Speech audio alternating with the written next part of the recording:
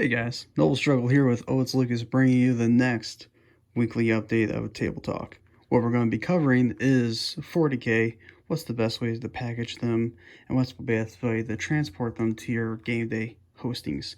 So usually I host my own game days, so I don't have this issue too much. But what I do is one of two ways. I either get trays for my bigger guys. Some people don't prefer them, other people do.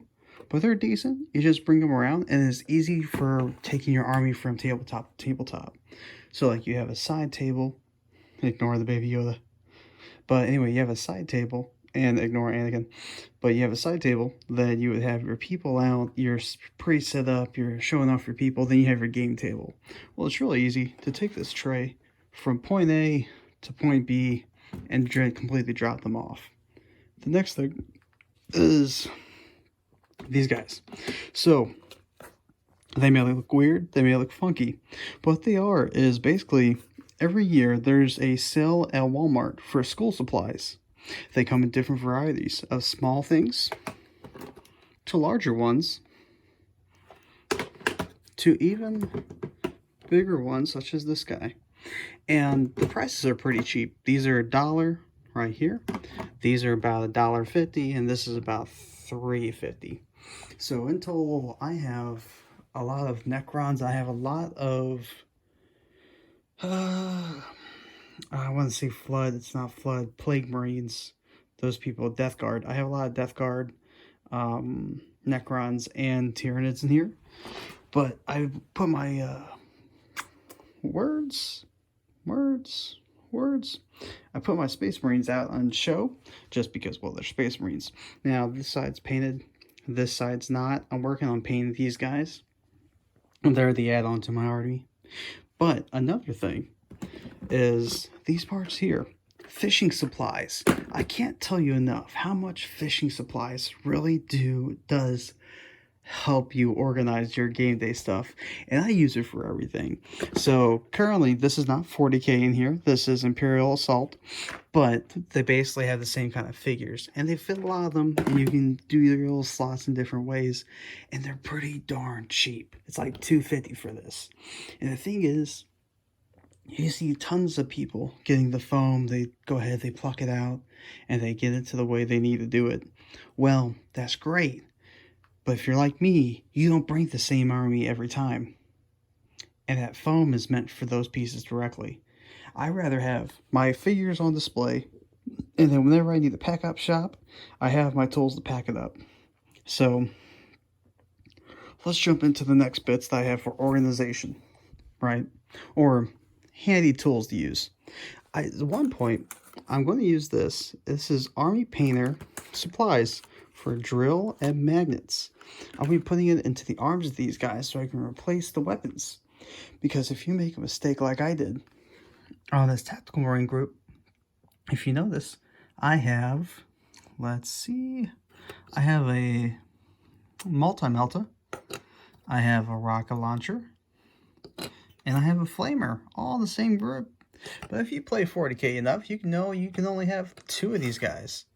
So that means I made a full tactic unit of a mistake. If I did magnets, I could replace those and put the different add-ons with it. And I could fix it. So magnets, definitely a good tool to have. Get this drill here. You'll drill exactly the size of your magnet. And you can just pop in the magnet, super glue it, and then you'll be good to go. The other thing is dice trays.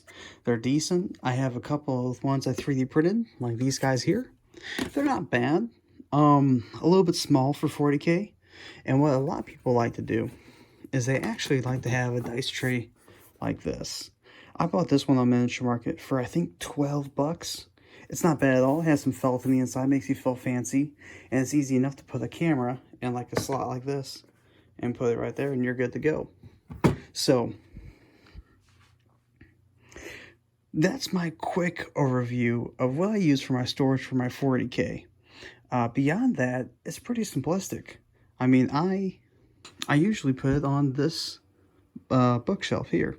Now, this bookshelf, if you're wondering, I bought it from Walmart for 75 bucks. Extremely cheap, but really cool looking. Not even a bad looking one at all. If you're wondering why the bottom section is weird, that's the kids area. And then as you get older, you go to the more the adult section, and that's where you have the more pricey stuff at the very top. But anyway, $75 to get a bookshelf like this, which is not bad at all. So the next part of the video, I know this has been pretty darn quick. So without further ado, the last thing I can help you with your Warhammer 40K, packaging and utilization is really, well, it's Battlescribe. And take a look at this next video to see what that's about. Hey guys. Oh shit, ignore that. Alrighty, so Battlescribe, what it is basically a series of tabletop games you can store your figures onto and your layouts. What's really cool about it is once you save it, it'll print it off into a PDF form, and that PDF form condenses both your codex and noted notes as well. So any improvements, any updates with future FAQs, they'll go through, they'll automatically update it. So you just pick your units, and they'll tell you the point cost, and you pick out the weapons and everything else. Now, if you look here, this is my army currently, well, at least one of them, and you can see everything from troops to elites to fast attack to heavy support, and it's just a whole bunch in total. If you go here, you can actually see the PDF you'll be printing off for this. It's actually pretty neat. And when you print it off, it's very smooth to read, very easy to read.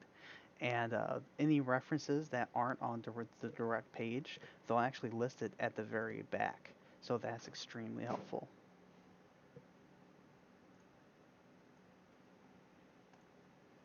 So the last thing I want to get into is if you adding files to your Battlescribe account.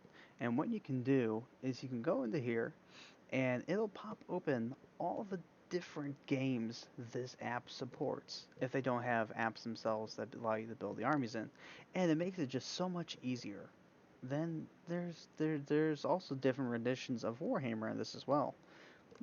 Being 7th edition, 8th edition, I think they're still writing 9th edition, so Battlescribe isn't yet fully made. Oh, sorry, 9th edition isn't made yet for Battlescribe, but you get the idea.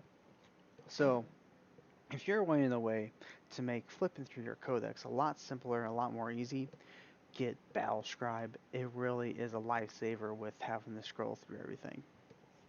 Now, I believe Ninth is actually coming out with their own app that you can use, and it might be better than this, but as a default, Battlescribe is always good. Well, I know this has only been a basically a 6-minute video, but there's really not much more to tell about how I store my Warhammer 40K. That's about it. I did have an Excel sheet that was pretty neat that got into the different layering and all that, but Battlescribe does it and it's already pre-programmed. You don't have to program it through Excel. So, without further ado, guys, I'll see you guys next time on next week's Table Talk. I think we're going to do X-Wing versus Armada, which one to play first. And afterwards, we're going to get into building up some of that TT combat terrain. So I'll see you guys then.